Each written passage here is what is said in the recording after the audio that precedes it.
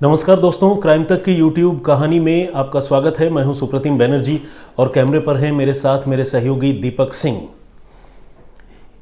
आज जो वाक़या मैं आपको सुनाने वाला हूं, इसका ताल्लुक लखनऊ से है, नवाबों के शहर, और घटना है 2015 की। फरवरी महीने की पहली तारीख को लखनऊ के अमीनाबाद इलाके में रहने वाली 19 साल की एक लड़की, जिसका नाम गौरी श्रीवास्तव था, वो अपने घर से रहस्यमयी हालत में गायब हो गई। गौरी लॉ कॉलेज की स्टूडेंट थी, फर्स्ट ईयर में पढ़ती थी और बहुत ही खुश मिजाज, हंसने बोलने वाली और मॉडर्न सोच रखने वाली लड़की थी।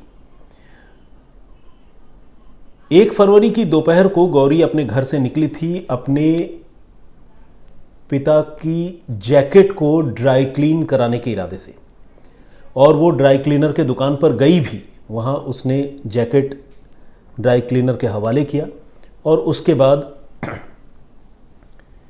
ड्राई क्लीनर के दुकान के सामने से और बाज़ार से होते हुए आगे निकल गई।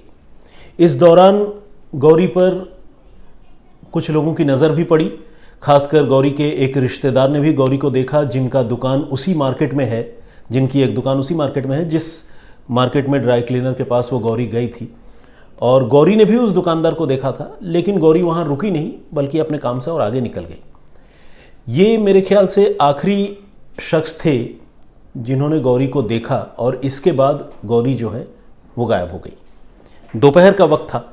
गौरी अपने घर से तकरीबन निकली थी, आप मान लीजिए यही कोई 11:30-12 बजे के आसपास। और इसके बाद जब शाम हो गई और गौरी घर नहीं आई, तो घर वालों को बहुत फिक्र होने लगी। गौरी के पिता जो हैं, उनका नाम है शिशिर श्रीवास्तव, और वो अमीनाबाद में जो ग्रेन मार्केट है, उस ग्रेन मार्केट में इंटीरियर डेकोरेटर का काम करते हैं। वहाँ पर उनकी दुकान है। गौरी की माँ ने सबसे पहले गौरी को फ़ोन किया, लेकिन गौरी का फ़ोन पिक नहीं हुआ, नहीं उठा। तो वो बहुत परेशान हो गई और उन्होंने अपने पति यानी गौरी के पिता शिशिर को फ़ोन करके ये बताया कि गौरी घर से निकली है, लेकिन अभी तक वापस नहीं आई है और फ़ोन नहीं उठा रही है। इस बात से परेशान होकर शिशिर जी ने भी कई बार अपनी बेटी को फ़ोन मिलाया, और बहुत कोशिश करने के बाद गौरी का फ़ोन किसी लड़के ने उठाया, और उस लड़के ने कहा कि आपको चिंता करने की ज़रूरत नहीं है, गौरी मेरे साथ है और गौरी रात होने से पहले घर आ जाएगी, आप इत्मीनान रखिए। इस बात से सच तो ये है कि श्रीवास्तव परिवार की परेशानियां और बढ़ गई, उनकी चिंता और बढ़ गई, क्योंकि जवान लड़की, अकेली लड़की कहीं घर से निकली है, फ़ोन नहीं उठा रही है, और जब बार बार फ़ोन किया जा रहा है तो फ़ोन कोई लड़का उठा रहा है जिस लड़के को ये नहीं पहचानते हैं, और लड़का बोल रहा है कि गौरी घर चली जाएगी, आप चिंता मत कीजिए। जब ये बात शिशिर जी ने सुनी तो वो फिर वापस अपने घर आए, और घर आकर उन्होंने अपनी पत्नी से भी बातचीत की, और दोनों ने ये सलाह मशवरा किया कि अब क्या किया जाए। तो उन्होंने कहा कि कुछ आगे करने से पहले हमें एक आध बार और ट्राई करनी चाहिए कि गौरी के नंबर पर हम फ़ोन करके देखें, शायद गौरी को उसका दोस्त जो है वो फ़ोन दे दे और बात हो जाए। इस कोशिश में श्रीवास्तव दंपति ने गौरी के मोबाइल पर और भी कई बार फ़ोन किया, और जब फ़ोन किया तो इस बार फिर एक लड़के ने फ़ोन उठाया, उसी लड़के ने, और उस फ़ोन उठाने वाले लड़के ने कहा कि गौरी मेरे साथ लखनऊ में ही है, इको पार्क में है, हम लोग यहाँ बैठे हुए हैं, और आप चिंता मत कीजिए, थोड़ी देर में ये इको पार्क से वापस आ जाएगी। लेकिन लड़के का जो रवैया था, गौरी का फ़ोन अपने पास रख लेने का और घर वालों से बात नहीं कराने का, ये कहने का कि गौरी साथ में है, चिंता मत कीजिए, ये सारी चीज़ें बड़ी संदिग्ध थी, संदेहास्पद थी। तो इसीलिए गौरी के माता पिता की परेशानी लगातार बढ़ती रही। थोड़ा इंतज़ार करने के बाद उन्होंने फिर फ़ोन किया गौरी के नंबर पर, और इस बार लड़के ने जो बताया उससे गौरी के मम्मी पापा के हाथ पांव फूल गए। लड़के ने कहा कि देखिए, गौरी की तबीयत बिगड़ गई है और मैं उसे लेकर SGPGI जा रहा हूँ। SGPGI हॉस्पिटल है, Sanjay Gandhi post graduate institute, और वहाँ मैं जा रहा हूँ। ये बात जब गौरी के माता पिता ने सुनी तो उनके तो होश उड़ गए, वो बुरी तरह घबरा गए। वो पहले इको पार्क भी गए और फिर SGPGI भी गए, लेकिन दोनों जगहों पर गौरी नहीं थी और न ही कोई ऐसा लड़का था जो उसके माता पिता से मिलता और बताता कि हाँ गौरी को हमने यहाँ भर्ती कराया है या गौरी मेरे साथ थी। तो कुल मिलाकर पूरा जो घटनाक्रम है वो बहुत संदेहास्पद था और बहुत ही तनाव पैदा करने वाला था। अब गौरी के घर वाले जो है वो सीधे अमीनाबाद पुलिस स्टेशन पहुँचे और वहाँ उन्होंने पुलिस वालों से बात की। और जैसा कि आम तौर पर हमारी पुलिस का रवैया होता है, मैं जनरलाइज तो नहीं करना चाहता, लेकिन ऐसे बहुत सारे मामले होते हैं जब हमने देखा है कि पुलिस जो है इस तरह की गुमशुदगी के मामलों को बहुत हल्के तौर पर लेती है। गौरी के माता पिता जब पुलिस स्टेशन पहुंचे और उन्होंने कहा कि हमारी बेटी घर से निकली है और वापस नहीं आ रही है, बार बार उसका फ़ोन कोई दूसरा लड़का उठा रहा है, अब तो फ़ोन स्विच ऑफ हो गया है और वो कह रहा है कि गौरी इको पार्क में है, कभी बता रहा है कि हॉस्पिटल में है, अब हमारी बेटी को ढूंढिए। तो पुलिस वालों ने गौरी के माता पिता से कहा कि अरे आप फिक्र मत कीजिए, जवान लड़की है, कहीं अपने किसी बॉयफ्रेंड के साथ गई होगी, आप क्यों परेशान हो रहे हैं, वो खुद वापस चली आएगी। इस तरह की बात जो है घर वालों को सुनने को मिली और उन्हें बहुत बुरा लगा, सदमा भी लगा, क्योंकि उन्हें बड़ी उम्मीद थी कि पुलिस शायद उनकी बेटी को ढूंढने में उनकी मदद करेगी। तो वो फिर वहाँ से वापस लौट आए, उनके पास और कोई चारा नहीं था। इसी बीच गौरी का जो मोबाइल फ़ोन था वो भी ऑफ हो चुका था। एक बार फिर से आपको याद दिला दूं, ये सारी घटना 1 फरवरी 2015 की है। गौरी के घर वालों की पूरी रात जो है वो आंखों में ही निकल गई, क्योंकि जिनके घर की बेटी लापता हो और जिसका फ़ोन स्विच ऑफ हो चुका हो, फ़ोन संदिग्ध तरीके से कोई लड़का उठा रहा हो, पुलिस साथ नहीं दे रही हो, तो उस माँ बाप की हालत क्या होती होगी। वो सो नहीं पाए रात भर और सुबह उन्होंने फिर से गौरी के नंबर पर ट्राई किया, फ़ोन करते रहे, लेकिन गौरी का नंबर एक बार भी नहीं उठा। और इस तरह से वो जो है वो बहुत परेशानी में उनका ये वक्त, उनका ये दिन गुजर रहा था। पुलिस ने देर सवेर गौरी की गुमशुदगी की रिपोर्ट भी लिखी, लेकिन पुलिस को जिस तरह से कार्रवाई करनी चाहिए थी एक लड़की की इस तरह की संदिग्ध गुमशुदगी के मामले में, पुलिस ने वो नहीं की। उधर अगले दिन यानी 2 फरवरी की सुबह लखनऊ में एक और अजीब घटना हुई। अजीब घटना ये हुई कि ये जो SGPGI का इलाका है, उस इलाके में एक सड़क भी है जिसका नाम है शहीद पथ। तो इस शहीद पथ के पास लोगों ने अलग अलग बोरियों में इंसानी जिस्म के टुकड़े देखे। इनमें कुछ एक टुकड़े ऐसे थे जिन्हें कुत्ते जो है वो नोच रहे थे। और जब लोगों ने ये मंज़र देखा, सबसे पहले किसी आदमी की नज़र पड़ी एक कटी हुई टांग पर, तो लोगों ने जब ये मंज़र देखा तो लोग घबरा गए और उन्होंने फ़ौरन पुलिस को फ़ोन किया। लोगों को समझ में नहीं आ रहा था कि ये मामला क्या है। SGPGI के पास शहीद पथ पर नहर के किनारे आसपास के इलाके में बोरियों में ये इंसानी जिस्म के टुकड़ों का राज क्या है, लोगों को समझ में नहीं आ रहा था। लेकिन जिस तरह से संदिग्ध तरीके से टुकड़े वहाँ फेंके गए थे वो किसी फाउल प्ले यानी गहरी साजिश की तरफ इशारा करते थे। पुलिस फ़ौरन मौके पर पहुँची और पुलिस ने पहला टुकड़ा बटोरा, इकट्ठा किया। उसके बाद जब पुलिस ने आसपास के इलाके को खंगालना, उसकी तलाशी लेने की शुरुआत की, तो आपको जानकर हैरानी होगी कि करीब 300 मीटर के रेडियस में, दायरे में, पुलिस को 2 हाथ, 2 टांगे, एक टोर्सो यानी बॉडी और कटा हुआ सिर, ये सारी चीज़ें अलग अलग 6 बोरियों में पुलिस को ये सारी चीज़ें नज़र आई। पुलिस ने ये सारी चीज़ें बरामद भी की और इसी के साथ जो है पूरे लखनऊ में सनसनी फैल गई, क्योंकि ये भयानक खबर थी। मीडिया की सुर्खियों में खबर आ गई और जिस तरह से एक इंसान के टुकड़े करके उसकी लाश निपटाई गई थी, वो जाहिर सी बात है कि मामला कत्ल का था, कोई एक्सीडेंट तो हो नहीं सकता था। और इत्तेफाक से ये जो जिस्म के टुकड़े थे ये भी किसी लड़की के ही थे। जब श्रीवास्तव परिवार को इस बारे में जानकारी मिली तो उनका तो दिमाग ही घूम गया। उनको लगने लगा कि अरे ये क्या हो गया। मतलब वो ये भी नहीं समझ पा रहे थे कि ये सब कुछ जो बुरी खबर है ये उनकी बेटी से रिलेटेड है, नहीं है। मतलब उनकी आधी जान निकल गई। लेकिन वही हुआ जो होता है। पुलिस वालों ने श्रीवास्तव परिवार के लोगों को बुलाया खासकर उसके मम्मी पापा को, और कहा कि हमारे पास कुछ लाश के टुकड़े हैं और कुछ तस्वीरें हैं। लाश के साथ हमें जो कुछ बिलोंगिंग्स मिली है, कुछ चीज़ें मिली हैं, वो सारी चीज़ें जो है हम आपको दिखाना चाहते हैं। आप प्लीज़ ये चीज़ें देखिए और आइडेंटिफाई कीजिए कि कहीं ये आपकी बेटी गौरी के तो नहीं है। शिशिर श्रीवास्तव ने जैसे ही तस्वीरें देखी, जैसे ही उस लाश के साथ मिली चीज़ें, मान लीजिए अंगूठी या इस तरह की कोई भी चीज़ जो आइडेंटिफिकेशन के लिए काफ़ी हो, उस तरह की चीज़ शिशिर ने जैसे ही देखी, वो बेहोश से होने लगे। और इसी के साथ ये बात साफ हो गई कि 6 टुकड़ों में बंटी या 6 टुकड़ों में काटी गई वो लड़की गौरी ही थी, जो 1 रोज़ पहले यानी 1 तारीख को गायब हो गई थी। 2 तारीख को ये लाश मिली थी और उसकी घर वालों ने जो पहचान की, वो पहचान होते होते एक दिन और निकल गया, यानी 3 फरवरी को श्रीवास्तव परिवार ने इस बात की पुष्टि कर दी कि वो लाश जो है वो गौरी की ही है। तो कुल मिलाकर अब ये पता चल चुका था लखनऊ पुलिस को और गौरी के घर वालों को भी कि उनकी बेटी अब इस दुनिया में नहीं है, उसकी हत्या हो चुकी है।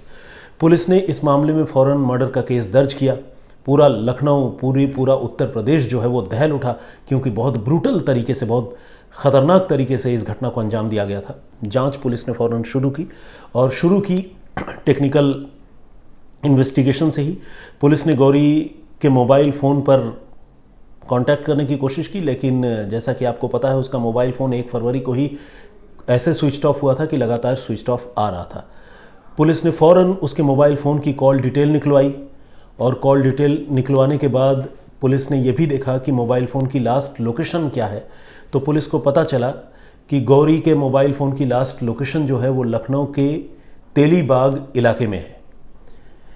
अब गौरी के घर वालों से पुलिस ने पूछताछ की कि तेलीबाग इलाके में कोई आपका रिश्तेदार, कोई आपके फैमिली का फ्रेंड या गौरी का कोई फ्रेंड रहता है, आप लोगों को ऐसी कोई जानकारी है? पूरे श्रीवास्तव परिवार ने इस बात से इनकार किया और उन्होंने कहा कि नहीं, हमारे तो कोई नाते रिश्तेदार है नहीं, गौरी का भी कोई दोस्त वहाँ है, इसके बारे में मैं नहीं जानता हूँ और हमें पता नहीं है कि गौरी तेलीबाग में गई थी या नहीं, और गई तो किसके साथ गई, हमें कुछ नहीं पता है। अब पुलिस के लिए थोड़ी परेशानी खड़ी हो गई, क्योंकि अगर तेलीबाग का कोई ऐसा आइडेंटिफिकेशन पॉइंट होता तो पुलिस सीधे वहाँ पर स्ट्राइक करती, वहाँ पर जाती। लेकिन चूंकि तेलीबाग से श्रीवास्तव परिवार का या गौरी का सीधे तौर पर कोई लेना देना नहीं था, तो पुलिस को समझ में नहीं आ रहा था कि वो तेलीबाग में कहाँ जाए, किससे पूछे। लेकिन पुलिस ने टेक्निकल सर्विलांस के ही सहारे इस तफ्तीश को आगे बढ़ाने का फैसला किया और तेलीबाग इलाके में जितने सीसीटीवी कैमरे लगे हुए हैं, उन सीसीटीवी कैमरों की फुटेज जो है पुलिस स्कैन करने लगी। पुलिस की कई टीमें बनाई गई और सैकड़ों सीसीटीवी कैमरों के फुटेज पुलिस ने स्कैन किए और पुलिस की ये कोशिश जो है वो रंग लाई। हुआ ये कि एक सीसीटीवी फुटेज में गौरी पैदल ही रास्ते से चलती हुई दिखाई दे रही थी और वो लगातार किसी को मोबाइल फ़ोन से मैसेज भेज रही थी या टेक्स्ट कर रही थी, ये टाइप करती हुई चली जा रही थी। ये तस्वीर सीसीटीवी में कैद हुई थी। साथ ही सीसीटीवी में ये भी तस्वीर कैद हुई थी कि कुछ दूर आगे चलने के बाद गौरी एक लड़के की बाइक में बैठ गई और उसके बाद उस लड़के के साथ गौरी जो है तेलीबाग से आगे निकल गई, मतलब तेलीबाग की तरफ, और इनसाइड में चली गई मोहल्ले में। पुलिस को जब ये चीज़ दिखी तो पुलिस ने उस लड़के को पहचानने और उसके आइडेंटिफिकेशन के बारे में पता करने की शुरुआत की। उसकी बाइक का नंबर क्लियरली विजिबल नहीं था, लेकिन बाइक के मेक के सहारे पुलिस जो है आरटीओ ऑफिस में भी गई और ये पता करने लगी कि उस बाइक नंबर के में कुछ बाइक क्या ऐसे भी हैं उस बाइक के मेक के जो तेलीबाग इलाके में रजिस्टर्ड है। तो ये बहुत अपहिल टास्क था, जिसे कहते हैं बहुत मुश्किल काम था, भूसे के ढेर से सुई ढूंढने वाली बात थी। लेकिन पुलिस ने वो एफर्ट की और पुलिस को जो है उस एफर्ट में कामयाबी मिली। बाइक के सहारे तो नहीं, लेकिन पुलिस ने जब बहुत छानबीन की तो पुलिस को पता चला कि वहाँ जो है एक लड़का है जो गौरी का जानकार है और तेलीबाग इलाके में ही रहता है। तो पुलिस को जब इसके बारे में जानकारी मिली तो उस लड़के की पहचान पुलिस ने पता की। उसका नाम था हिमांशु प्रजापति। गौरी, जैसा कि मैंने आपको बताया, वो 19 साल की लड़की थी और ये हिमांशु प्रजापति जो है ये 23 साल का लड़का था। हिमांशु के पिता एक हॉस्पिटल में स्वीपर का काम करते थे और हिमांशु जो है इसी तेलीबाग इलाके में रहता था। जब हिमांशु के बारे में पता चला तो पुलिस ने उसके जानने वाले कुछ कॉमन लोगों को वो तस्वीरें दिखाई जो सीसीटीवी कैमरे में कैद हुई थी। लोगों ने कंफर्म कर दिया कि हाँ, इस बाइक पे नज़र आ रहा है ये लड़का जो है वो हिमांशु ही है। गौरी तो खैर पहले से ही आइडेंटिफाई हो गई थी कि हाँ वो बाइक में बैठी है। अब एक चीज़ ये भी साफ हो गई कि गौरी आखिरी बार हिमांशु के साथ ही थी। घर वालों को यह भी लगने लगा कि जो लड़का लगातार गौरी का फ़ोन उठा रहा था और झूठी सच्ची बातें बता रहा था, वो लड़का जो है वो हिमांशु ही होगा। पुलिस ने थोड़ी कोशिश की, छानबीन की और फाइनली पुलिस ने हिमांशु प्रजापति को धर दबोचा।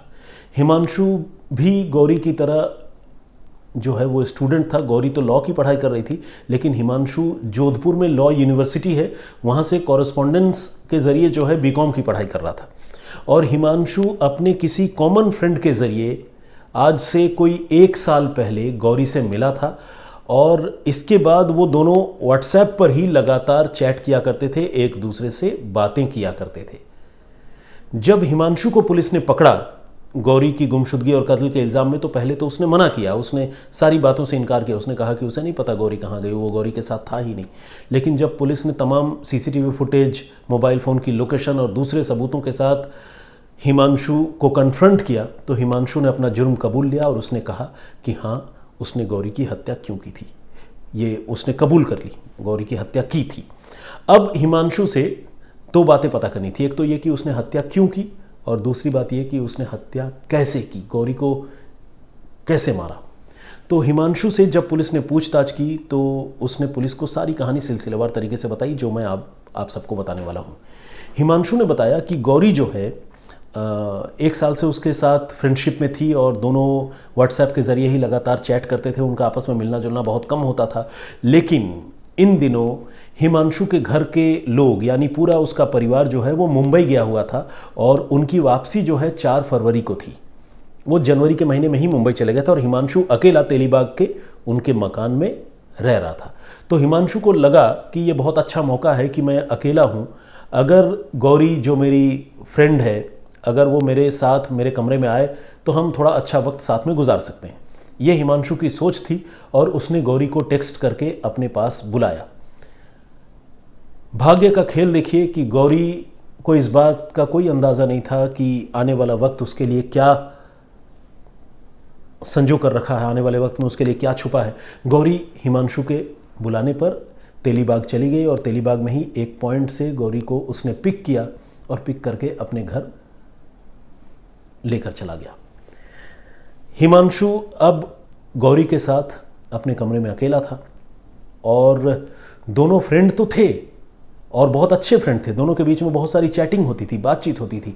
लेकिन हिमांशु मन ही मन गौरी से प्यार करने लगा था, उसे चाहने लगा था। हालांकि गौरी जो है, जैसा कि मैंने आपको बताया, वो मॉडर्न और आज़ाद ख्यालों वाली लड़की थी। उसकी कई लड़कों से दोस्ती थी, लेकिन उसका कोई अतिरिक्त झुकाव या कोई बॉयफ्रेंड वाली फीलिंग हिमांशु के प्रति नहीं थी। लेकिन हिमांशु के मन में यह फीलिंग थी कि गौरी उसकी गर्लफ्रेंड है। सॉरी। अब जब हिमांशु और गौरी बंद कमरे में मिले तो हिमांशु ने गौरी से बातों बातों में उसका मोबाइल फ़ोन ले लिया। गौरी तो इनकार कर रही थी, लेकिन हिमांशु ने एक तरह से उसका मोबाइल फ़ोन छीन ही लिया और छीनने के बाद उसका mobile phone out of curiosity उसका मोबाइल फ़ोन हिमांशु देखने लगा उत्सुकतावश। और देखते देखते उसने देखा कि गौरी ने अपनी कई फोटोग्राफ्स, कई तस्वीरें जो है और लड़कों के साथ और लड़कों को शेयर की है। और ये कुछ ऐसी तस्वीरें थी जो बहुत, आप कह लीजिए कि क्लोज थी, या बहुत ऐसी तस्वीरें थी जिसे आप बहुत पर्सनल फोटोग्राफ कह सकते हैं। तो कुछ ऐसी तस्वीरें गौरी ने व्हाट्सएप के ज़रिए अपने कुछ और मेल फ्रेंड्स के साथ शेयर की थी। ये बात गौरी से एक तरफा प्यार करने वाले हिमांशु प्रजापति को बहुत नागवार गुजरी और उसने तय कर लिया कि वो गौरी को छोड़ेगा नहीं। दोनों के बीच में कहासुनी शुरू हो गई और इसी कहासुनी के दरमियान हिमांशु ने गौरी का गला घोंट दिया। गला घोंटते ही जो है गौरी निढाल हो गई और वो ज़मीन पर गिर पड़ी। आप ये मान सकते हैं कि गौरी की मौत हो गई और हिमांशु के हाथों गौरी का कत्ल हो गया। हिमांशु को समझ में नहीं आया कि वो क्या करे, कहाँ जाए, किससे मिले, कैसे गौरी की लाश को ठिकाने लगाए। शाम हो गई थी। हिमांशु फौरन घर से निकला और घर से निकलने के बाद अपने एक और फ्रेंड से मिला। जिस फ्रेंड के साथ उसने बातचीत की। हालांकि इस कत्ल से उस फ्रेंड का, उस दोस्त का कोई भी लेना देना नहीं था और उस दोस्त के साथ तकरीबन हिमांशु ने 2 घंटे अपने घर के बाहर गुजारे और घर के अंदर गौरी की लाश पड़ी रही। बाहर से हिमांशु ताला लगा कर गया था। उसने ड्रिंक किया और ड्रिंक करने के बाद वो मार्केट गया, बाज़ार गया। वहाँ से उसने एक आरी खरीदी लकड़ी काटने वाली और साथ में कुछ बोरियां खरीदी। ये सब खरीद कर वो रात तक घर लौट आया और अकेला ही लौटा। उसका दोस्त उसे बाहर मिला था, साथ में उसने ड्रिंक किया और उसका दोस्त वहीं से वापस भी चला गया। इसके बाद हिमांशु घर आया और घर आकर उसने आगे की करतूत को अंजाम दिया जो बहुत भयानक था। उसने आरी से गौरी का सिर काटकर धड़ से अलग कर दिया। इसके बाद उसने गौरी की बाहें काटी एक एक करके, उसकी टांगों को काटकर अलग किया और इस तरह एक जीती जागती लड़की जो आपसे कुछ देर पहले तक हंसती बोलती उसके साथ उसके घर आई थी, उसके हिमांशु ने 6 टुकड़े कर डाले। उसे अलग अलग बोरियों में भरा और भरने के बाद वो देर रात तक घूम घूम कर शहीद पथ इलाके में जो नहर बहती है SGPGI के आसपास, वहाँ पर वो गौरी की लाशों के टुकड़े, बोरियों में बंद टुकड़े फेंकता रहा, निपटाता रहा। इसके बाद वो घर आया रात को, सारी लाश के टुकड़े निपटाने के बाद, फेंकने के बाद, और घर आकर वो चैन की नींद सो गया, मानो कुछ हुआ ही नहीं है। अगले रोज क्या हुआ ये सब आपको पता है। 2 तारीख की सुबह को जब लोगों ने वो लाश देखी तो पुलिस को इत्तला दी गई। उसके बाद लखनऊ में भूचाल सा आ गया। मीडिया का अटेंशन इस खबर की तरफ गया बहुत ज़्यादा, क्योंकि एक साथ मतलब 6-6 टुकड़े किसी इंसान के जिस्म का मिलना और उसे इस तरह से मारा जाना किसी लड़की को, वो बहुत ही भयानक सी बात थी। फिर जब पता चला कि वो लॉ कॉलेज की स्टूडेंट है, बहुत टैलेंटेड लड़की है और उसके साथ इस तरह की घटना हुई है, तो लोगों का गुस्सा और भड़का। अब लोग पुलिस पर भी दबाव बनाने लगे कि किसी तरह वो इसको गिरफ्तार करे, आरोपियों को, लेकिन पुलिस को पता नहीं चल रहा था। लेकिन फाइनली पुलिस ने अपने सर्विलांस के बूते, अपनी तफ्तीश के बूते न सिर्फ हिमांशु प्रजापति को बल्कि उसके साथ एक और लड़के को भी गिरफ्तार करके अदालत में पेश किया। हालांकि 2 महीने बाद उसके दोस्त को, हिमांशु के दोस्त को, अदालत से क्लीन चिट मिल गई और उसे अदालत ने रिहा कर दिया। लेकिन हिमांशु जो है वो गौरी के कत्ल के इल्ज़ाम में अब भी जेल में है। अब कुछ सबूतों की बात करते हैं। हिमांशु ऐसे तो इनकार भी कर सकता है कि मैंने गौरी को नहीं मारा और पुलिस ने मुझे झूठा फंसा दिया, मैंने कुछ नहीं किया, CCTV में मेरी तस्वीर नहीं है। लेकिन पुलिस की माने तो उसने गौरी का मोबाइल फ़ोन, उसके कपड़े, कुछ बिलोंगिंग्स, जूते और इस तरह की चीज़ें जो है वो हिमांशु के घर से बरामद की। पुलिस ने हिमांशु के घर से जो है वो वाइपर भी बरामद किया, जिसका इस्तेमाल हिमांशु ने गौरी की लाश के टुकड़े करने के बाद बाथरूम को धोने और साफ़ करने के लिए किया था।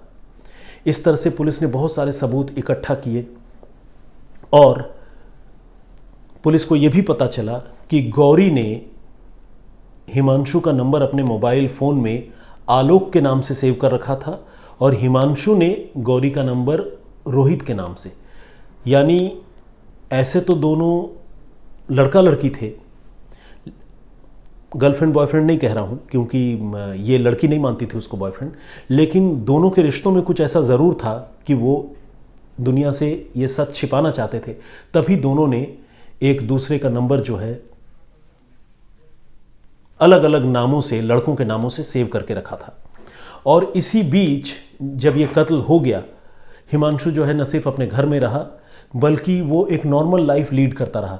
4 तारीख के बाद उसके घर के लोग भी आ गए और उसके घर वालों को भी एक बार ये पता नहीं चला कि इस घर में किसी लड़की का कत्ल हुआ है।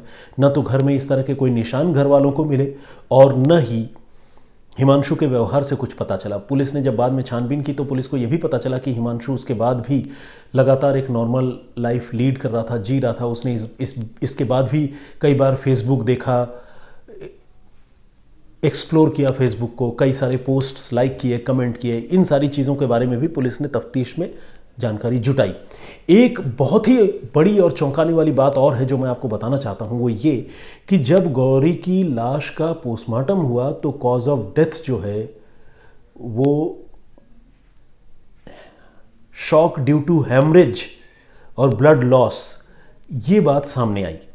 साथ ही ये भी बात सामने आई कि कत्ल का वक्त जो है वो रात का वक्त है, दोपहर का वक्त नहीं है।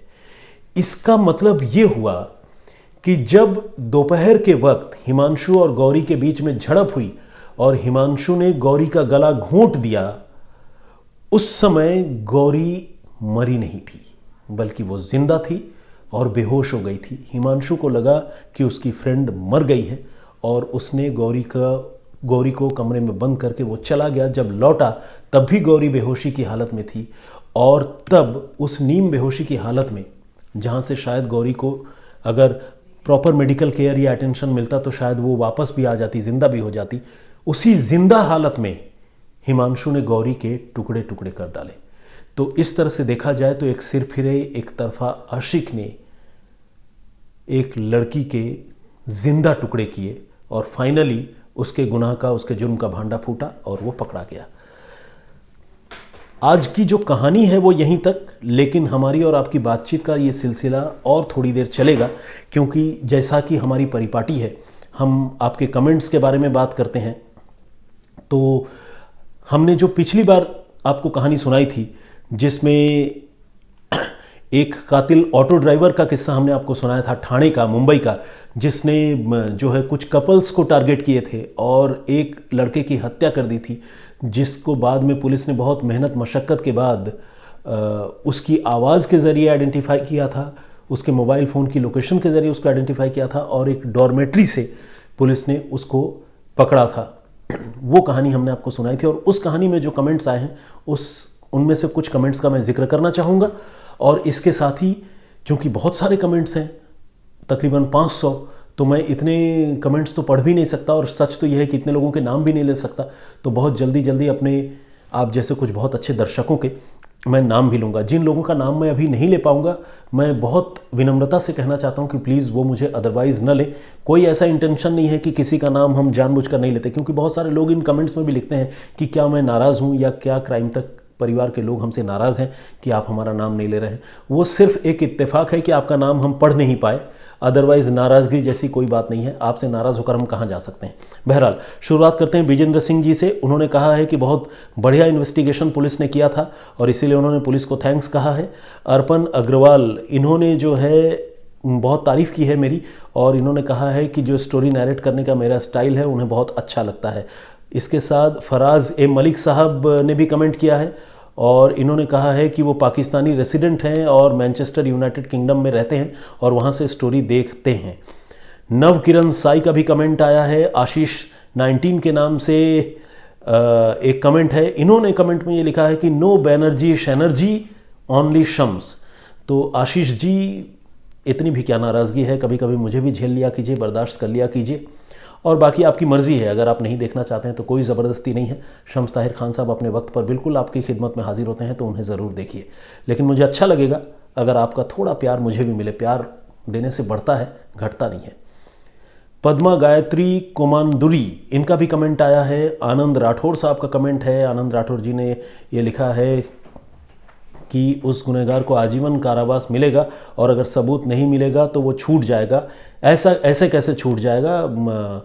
उसकी गर्लफ्रेंड जिंदा है, जिसकी हत्या हुई थी, वो गवाही देगी। बिल्कुल, देखिए, मैंने तो इसलिए कहा कि बहुत सारे मामलों में सबूत नहीं मिलते हैं, गवाह भी पलट जाते हैं, या जो सबूत होते हैं उन पर एक सवालिया निशान लगता है, क्योंकि डिफेंस का जो लॉयर है वो भी अपनी दलील रखता है। तो होने को कुछ भी हो सकता है। हालांकि मुझे पूरा यकीन है कि जब ठाणे की पुलिस ने, ठाणे की क्राइम ब्रांच ने इतना बेहतरीन इन्वेस्टिगेशन किया था तो जाहिर है गुनहगार को सज़ा मिलेगी। लेकिन जब तक सज़ा नहीं मिलती तब तक तो यही कहेंगे ना कि सज़ा मिल भी सकती है, नहीं भी मिल सकती है। अच्छा, बहुत सारे लोगों ने यह भी बात कही कि हमने कई बार इस मामले में आप सबको कंफ्यूज किया कि जिसने मर्डर किया था और पकड़ा गया ठाणे में, वो आदमी टैक्सी ड्राइवर था या ऑटो ड्राइवर था, क्योंकि मैंने दोनों बातें अपने लाइव के दौरान कही थी, अपने उस वीडियो के दौरान कही थी। तो मैं उसमें थोड़ा क्लैरिफिकेशन देना चाहता हूँ। वो टैक्सी ड्राइवर नहीं, बेसिकली वो एक ऑटो ड्राइवर था। लेकिन जैसा कि आप सब जानते हैं, मुंबई में ऑटो ड्राइवरों को या ऑटो को भी टैक्सी बोलकर पुकारा या बोला जाता है, तो इसलिए मैं थोड़ा सा कन्फ्यूज़ हो गया था। लेकिन आप सबकी क्लैरिटी के लिए बता दूँ, वो एक ऑटो चालक था जो लगातार कपल्स को लूटता था। पहले एक कपल पर गोली चलाकर उन्हें लूट चुका था और इस बार उसने एक दूसरे कपल को लूटने की कोशिश में एक लड़के की हत्या कर दी थी। बहुत सारे लोगों ने मुंबई पुलिस के इस इन्वेस्टिगेशन की तारीफ करने के बजाय मुंबई पुलिस की बड़ी शिकायत की है और उन्होंने कहा है कि अगर पहली बार जब कपल को इस ऑटो वाले ने लूटा था और गोली चलाई थी, उस वक्त अगर पुलिस ने सिंसियरली इस मामले को इन्वेस्टिगेट करके इस ऑटो वाले को पकड़ लिया होता तो शायद वो दूसरे कपल को लूटने के काबिल नहीं रहता और एक लड़के की ज़िंदगी बच जाती। एक लड़की का जो लाइफ पार्टनर है, वुड बी लाइफ पार्टनर, वो उससे अलग नहीं होता। बहुत सही बात आप लोगों ने कही है, आपकी बातों से मैं 100% सहमत हूँ। अगर पुलिस का जोर प्रिवेंशन पर हो, घटनाओं को, बुरी खबरों को, बुरी चीज़ों को रोकने पर हो, तो शायद उसे डिटेक्शन के लिए इतनी गहरी तफ्तीश न करनी पड़े। लेकिन बहुत दुखद है, सिर्फ ठाणे की इस घटना की बात नहीं कर रहा हूँ, लखनऊ के मामले में भी आपने देखा, जो स्टोरी मैंने आज आपको सुनाई, उस मामले में अगर पुलिस ने 1 तारीख को ही बहुत सिंसियरली फॉलो किया होता, उसी दिन अगर मोबाइल फ़ोन को सर्विलांस में लेने की कोशिश की होती और चप्पा चप्पा छान मारती, पुलिस प्रेशर क्रिएट करती, तो शायद गौरी जिंदा भी मिल सकती थी। लेकिन पुलिस ने तब उसके घर वालों को यह कहकर भगा दिया, गौरी के घर वालों को, कि आपकी लड़की शायद किसी बॉयफ्रेंड के साथ चली गई है। तो पुलिस का अक्सर ये रवैया होता है, चाहे वो यूपी की पुलिस हो या मुंबई की पुलिस हो, पुलिस जो है वो घटनाओं के होने का शायद इंतजार करती रहती है और जब घटनाएं होती हैं तो उसको डिटेक्ट ज़रूर करती है, लेकिन प्रिवेंशन पर शायद उतना जोर नहीं होता। इसके पीछे जो भी वजह है उस पर कभी और बात करेंगे, लेकिन ये एक सच्चाई है और आपकी बातों से मैं सहमत हूँ। पंडित शक्ति शर्मा का भी मेल आया है और इन्होंने कहा है कि इस खबर से ये सीख मिलती है कि लड़कियों को देर रात जो है सावधान रहना चाहिए। शक्ति शर्मा जी ने अपने आप को एक्स आर्मी मैन भी बताया। बिल्कुल आपकी बात सही है, हम लड़कियों के साथ किसी मोरल पुलिसिंग के हक में नहीं है, लेकिन लड़का हो या लड़की हो, हर आदमी को अपनी सेफ्टी और सिक्योरिटी के बारे में तो सोचना ज़रूर चाहिए। बॉयफ्रेंड से बेशक खतरा न हो, लेकिन सुनसान रास्ते पर अगर बॉयफ्रेंड के साथ जा रहे हैं तो कोई दरिंदा भी तो मिल सकता है, इसके बारे में भी दोनों को सोचना चाहिए था। गुड ब्रड के नाम से एक आईडी है, इन्होंने कहा है कि अल्लाह हमें ब्लेस करे, all the best. Thank you very much. हो सकता है कि मैं आपका नाम ठीक से प्रोनाउंस नहीं कर पाया क्योंकि BRID ब्रिड है या ब्रड है, मैं नहीं समझ पा रहा हूँ। गुड भी आपने GUD लिखा है, लेकिन खैर आपने जो भी लिखा है आपका बहुत बहुत धन्यवाद। एक मोबाइल नंबर है, उस मोबाइल नंबर से मुझे लव यू ब्रदर लिखा गया है। थैंक यू वेरी मच दोस्त। 7526890160, थैंक यू वेरी मच। रश्मि आफ्ताब जी ने भी जो है अपने विशेष अपने कॉम्प्लीमेंट्स कन्वे किए हैं। कलिल पवार ने भी कहा है कि थोड़ा धीरे धीरे बोला कर, उन्होंने ऐसा कहा है। जी हुकुम, थोड़ा धीरे धीरे बोलने की कोशिश करूंगा। Thank you very much. Nizam Khandela, sir आप ये वीडियो में ऐड बहुत आते हैं। अच्छा, निजाम खंडेला साहब ने ये कहा है कि जो हमारा वीडियो होता है उसमें ऐड बहुत आते हैं, तो इसके लिए हमें कुछ करना चाहिए। देखिए, ये तो जाहिर सी बात है, वो मेरे अख्तियार की बात नहीं है। मैं एक जर्नलिस्ट हूँ, मैं अपनी स्टोरीज़, अपनी कहानियों के साथ आपके सामने हाजिर होता हूँ, लेकिन हमारे चैनल का एक कमर्शियल सेक्शन भी है, एक मार्केटिंग सेक्शन भी है। अगर ऐड नहीं आएंगे तो काम कैसे चलेगा दोस्त? रेवेन्यू भी बहुत ज़्यादा ज़रूरी है, तो प्लीज़ थोड़ा बर्दाश्त कर लिया कीजिए। और जहाँ स्किप करने का ऑप्शन आता है वहाँ आप अपनी मर्ज़ी के मालिक हैं। मनमोजी बॉस के नाम से भी आईडी है 92, इन्होंने कहा है कि बहुत बहुत शुक्रिया, आप अच्छी कहानी सुनाते हैं। मदन शर्मा जी ने बहुत अच्छी तारीफ़ की, उन्होंने कहा है कि सुपर डुपर से भी ऊपर मेथड ऑफ स्टोरी टेलिंग। ये मदन लाल शर्मा जी हैं basically. Thank you very much Madan Lal ji. Ankit Thukral, अरे भाई ऐड कम करो थोड़ी, इन्होंने भी ऐड कम करने के लिए लिखा है। अभिनव गंगेले, इन्होंने बहुत अच्छे सर लिखा है। मृणाल बैनर्जी, योर हिंदी प्रोनाउंसिएशन बहुत अच्छी है, मुझे बहुत पसंद आया क्राइम तक। मृणाल जी थैंक यू वेरी मच। मैं जानता हूँ कि चूँकि मैं भी बैनर्जी हूँ, बंगाली हूँ, तो बहुत सारे लोगों को ये लगता है कि शायद हिंदी इतनी अच्छी नहीं बोल पाऊँगा, तो इसीलिए जब मैं थोड़ा बेहतर बोलता हुआ नज़र आता हूँ, मैं मतलब ऐसा तो नहीं कहूँगा कि बहुत अच्छा बोलता हूँ, तो आप लोगों का अप्रिसिएशन थोड़ा और मिल जाता है। Thank you very much. Govind Agarwal ji का भी मैसेज है, सुनेश्वर यादव जी का मैसेज है, कुलदीप परमार, राजेंद्र अम्बरे, बलकार सिंह, रितेश सिंह, मनोज उनियाल, ये लिख रहे हैं कि क्राइम स्टोरीज़ नियमित रूप से सुनते हैं। सतीश जोशी जी, रानी काकावत और शिखर सिंह, इन्होंने ये बिल्कुल, इन्होंने ही वो बात संजय नरवड़े ने और कितने कांड किए थे इस बारे में भी क्या पता चला पुलिस को। बिल्कुल देखिए, पुलिस उसकी जन्म कुंडली खंगालती है। जब इस तरह के मामलों में पुलिस जब किसी को गिरफ्तार करती है शिखर जी, तो बिल्कुल उसकी जन्म कुंडली खंगाल डालती है और उसने जो भी छोटे बड़े जुर्म किए होंगे उसका सारा लेखा जोखा पुलिस ने 100% खंगाल लिया होगा। ये उसी ऑटो ड्राइवर की बात कर रहे हैं जिस ऑटो ड्राइवर की स्टोरी मैंने पिछली बार आप सबको सुनाई थी। अब जल्दी से कुछ लोगों के नाम लेकर मैं इस वीडियो को अंत करना चाहूँगा, लेकिन आप सबसे गुजारिश करूँगा मैं कि प्लीज़ इसको अदरवाइज़ न लें कि किसी का नाम लिया, मेरा नहीं लिया। ये बस इत्तेफाक की बात है। आप अपने ऐसे ही प्यारे प्यारे कमेंट से मुझे नवाजते रहें, मैं ज़रूर किसी न किसी रोज़ आपका नाम लूँगा। और ये बस इत्तेफाक की बात है कि आज आपका नाम नहीं पढ़ पाया हूँ, दूसरों किसी का और नाम पढ़ लिया है मैंने। विनय पटेल जी, हिमांशु जी, Ashu Singh ji, Radha Krishna Topale, Bhagwan Das, mister Salman I love India, Manish Gorakhpuria, ML Meezan online services, Simi Walia, Bharat Patel और इसी तरह के बहुत सारे हमारे दोस्तों के कमेंट्स आए हैं। Rajesh Patwa ji, Rajesh Patwa, Hemant Thakur, Gurvinder Singh Bhullar, god bless you लिखते हैं, सुकुमार जेना, विनय पटेल, आयुष, सौरभ। अगर मैं स्क्रॉल करता जाऊंगा तो ये अंतहीन सिलसिला है। आप लोगों के प्यार का सबूत है कि आप लोग इतने सारे कमेंट्स करते हैं। मैं बहुत हम्बल्ड हूँ और बहुत शिद्दत से आप सबको थैंक यू कहता हूँ। प्लीज़ इस वीडियो पर भी बहुत सारे कमेंट्स कीजिएगा। अगर वीडियो अच्छा लगा तो लाइक भी कीजिएगा। मैं वो कमेंट्स अगले वीडियो में जब मैं हाजिर होऊंगा तो आप सबसे ज़रूर शेयर करूँगा। फिलहाल मुझे और मेरे साथी दीपक सिंह को इजाज़त दीजिए। अपना बहुत ख्याल रखिए। जय हिंद, जय भारत।